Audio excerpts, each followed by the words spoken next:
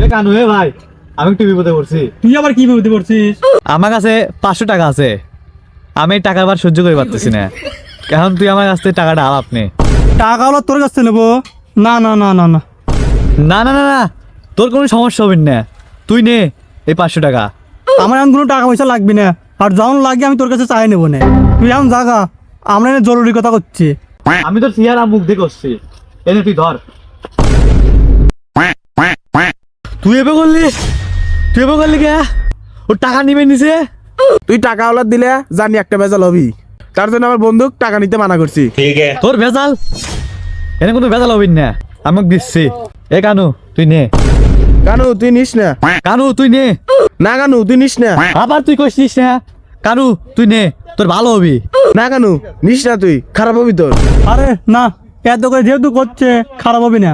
দে তুই, শ্যাম ভালো হয়ে গেছে, আর টাকা পয়সা তো বুঝিস নাই। এ দে তুই।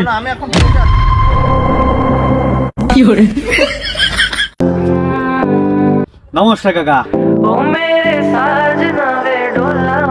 বাবা কিছু দরকার? কাকা, আপনার ছেলে আমার কাছে 5,000 টাকা নিছে, ওই টাকাটা দিতে বলছে। আপনার ছেলেকে জিজ্ঞেস করেন টাকাটা নিছে কিনা। 5,000 টাকা নিছে, আজকে অনেক দিন হয়েছে, বলছে আপনার কাছে নিয়ে নিতে। 5,000 টাকা? আচ্ছা খারাপ, আমি তোমাকে দিচ্ছি। আচ্ছা কাকা, তাহলে আমি আসি। ঠিক আছে বাবা। ও ওর কাছ থেকে টাকা নিছে? আচ্ছা ওর কাছে যা, আমি আগে জিজ্ঞাসা করি। কিরে তুই কি শ্যামের কাছে টাকা আলাত নিছিস? নিছি, কি হয়েছে? ও সেটাই জিজ্ঞাসা করবে আইছি, টাকাটা নিছিস কিনা। আচ্ছা থাক, বাদ যা। ও যাচ্ছি তো। ও কয়টা দিছে? ওর টাকা ওকে দিয়ে দিছি। আর তুই 5,000 টাকা নিয়ে কি করছিস? কি 5,000 টাকা?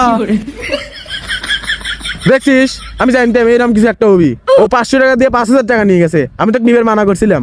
500 টাকা আওলাদ দিয়ে জানো আমার কাছে 5,000 টাকা নিয়ে গেছে। চল করে বাদ যাবো, চল। অনেক, তুই থাক, আমি শ্যামের মধ্যে ঘুরে আসি। জানোয়ার, তো কইছিলাম না মানুষের কাছে টাকা পয়সা আওলাদ নিবি না, এখন দেখছিস।